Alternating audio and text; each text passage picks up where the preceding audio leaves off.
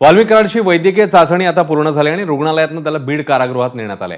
शासकीय रुग्णालयात 2.25 तास कराडवर उपचार झाले आणि आता वैद्यकीय चाचणी पूर्ण झाल्यावर वाल्मिक कराडला बीड कारागृहामध्ये नेण्यात आले।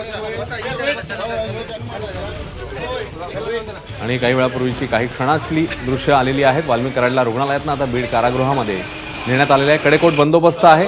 वैद्यकीय चाचणी करण्यात आली। शासकीय रुग्णालयामध्ये जवळपास 2.25 तास विविध चाचण्या आणि उपचार करण्यात येत आणि त्याच्यानंतर आता वाल्मिक कराडला रुग्णालयातून बीड कारागृहामध्ये नेण्यात आले।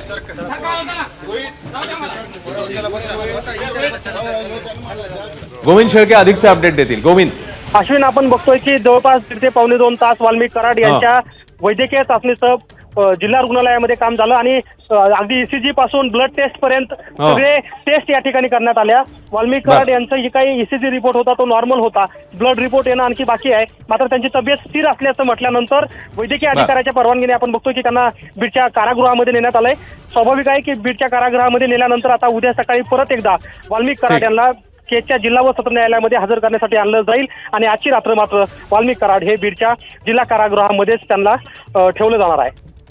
अश्विन, नक्कीच या संदर्भात त्यांच्या वैद्यकीय चाचण्या ज्या वेगवेगळ्या करण्यात आल्या त्या संदर्भात काही तपशील हाती लागल्या? कोणकोणत्या चाचण्या करण्यात आल्या? अद्याप नाहीये, कारण ते आताच चाचण्या पूर्ण झाल्यात। मात्र त्यांना थकवा जाणवत होता, चक्कर येत होती, असे कंप्लेंट्स होते आणि ज्यावेळी त्यांना वैद्यकीय चाचणीसाठी आणलं त्यावेळेस काही सिम्पटम्स त्यांच्यामध्ये जाणवले, म्हणून वैद्यकीय अधिकारी तिथे जे उपस्थित होते त्यांनी वेगवेगळ्या प्रकारच्या चाचण्या केल्या। त्याचा रिपोर्ट येणं आणखी बाकी आहे। अश्विन, एबीपी माझा, उघडा डोळे बघा नीट।